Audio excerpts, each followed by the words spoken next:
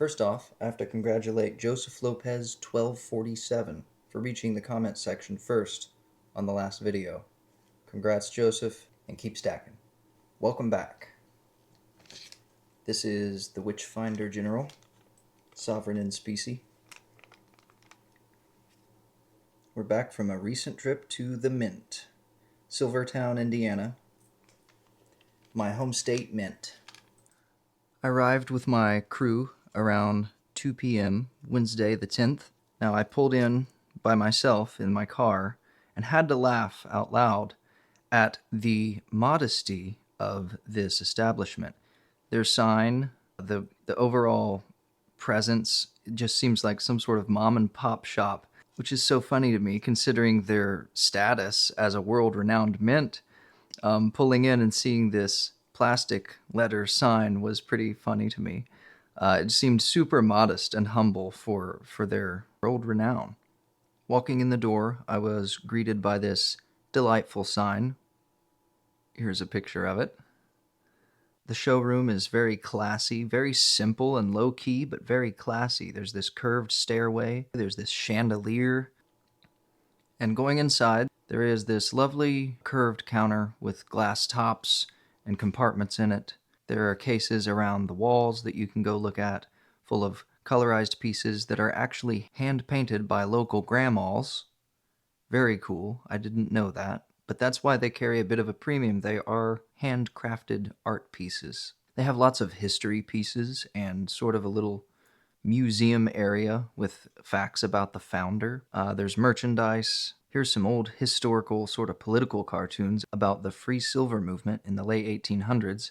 If that's something that you've never done any research on, I highly recommend it. The free silver movement is very interesting. It shows you how the gold standard didn't always have this sort of reconciliation with silver. There was kind of an opposition between the supporters of free silver and the supporters of what was considered the gold standard at the time. So I had to look around. There was a lady there that picked up all of the peace dollars and Morgan dollars before anyone else had a chance to, but I wasn't going to get any of those anyway. Moving on to prices. Spot price was $65 or so for silver and $4,100, $4,110 for gold. World minted coins were $4 over spot. Eagles were $5 over spot, and generic was $3 over spot. Gold is another story, and I'll get to that here in a few, along with a story about this 6-ounce gold egg. This 6-ounce gold egg yolk that was just sort of tossed across the counter to me. I got a 2006. I'm trying to complete a small set of the years ending in 6. I need an 86, I have a 96, a 2006, a 16, and a 2026. So I added a 2006 to my stack from SilverTowne. 69 for silver. I'm pretty sure that was the Eagle. So one of my crew members came out with 70 to 80 ounces. I'm not sure exactly. This is a madman. He got a 12-ounce Morgan dollar replica. This is a 1 troy pound Morgan dollar replica. He got a case of 20 silver bullets, a tube of Eagles, a tube of generic rounds, and several offhand rounds. This is a madman. And he also grabbed me this Britannia 2023. He said to pick one out, and I just picked one from the case. Didn't really put that much thought into it. Wanted to get something near spot. But before I got my silver, fun little story real quick. This old guy came in, this very old guy. He was probably 90. He was probably 85 to 90. He's got a cane. He's moving slow, you know. He comes in and says, Trump's boggling my mind. And the young fella behind the counter, probably my age, working, he says, yeah, he's doing a lot of strange things or something to that effect. And the old man says, I think he's lost his damn mind. And I just thought that was funny. This was a very old-fashioned, traditional kind of guy, you could tell. The way he dressed, the way he carried himself, all of it. And to hear him basically putting all the whippersnappers in their place, saying, Trump, the president has lost his damn mind. I thought it was funny. I enjoyed it. But anyway, apart from that, there was a fella selling jewelry, very average Joe type. Looked like he just got out of, looked like he just got out of the steel mill, and he was in there selling gold. And this fella brought in a stack of gold. He had a large handful of jewelry. I would say quite a few ounces there, really, probably like 4+ ounces, depending on the carat. But he had a pretty big handful of necklaces and so on. I tried not to look too hard. I didn't take any videos. They said photography was allowed. I didn't even ask about videos. I didn't want to ask questions and interview the employees and things like that. So I tried not to intrude too much and just snap a few little pictures. That brings me to my final story, the gold story. I asked the woman, before I picked up any silver, or chose any silver to buy exactly, I asked the woman, do you have any 10th ounce gold like eagles?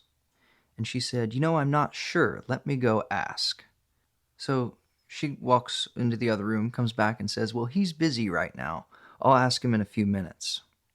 Now, this woman was on top of it. She was on the job. She was high energy salesperson. She was a high energy worker. And she got everybody's questions answered. She was on top of everything. So it was a little strange when she did not go and check again to see if they had a 10th ounce of gold. They didn't have any gold on display except for this golden egg I'll talk about in a moment. So she's just hanging out, doesn't seem to be checking, and I asked her again, did you ever see if you had any 10th ounce gold eagles? And she goes, oh, sorry. Let me go check. So she goes to check. She didn't ask anyone. She goes to check now. She didn't go ask anybody. She went to check this time. And when she comes back, she says, oh, no, I'm sorry. We're all out. And then she says, I'm sorry if that messes with your thought process.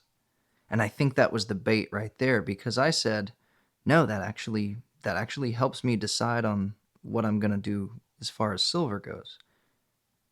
And she walked away and came back just like a minute later and had this 2019 10th ounce and went and said something to the effect of, well, you're in luck today, or, something like that. And I think that was all. I passed the test, I made it clear that I was interested in a gold purchase that day. I wasn't just some random tourist coming in going, hey, can I see the gold? Hey, you got any of that gold back there? But I made it clear to her, I said, well, no, that actually changes my purchasing process here. And I think that got her gears turning, and she realized I would probably purchase a 10th ounce of gold if she brought it out, or would at least consider it heavily.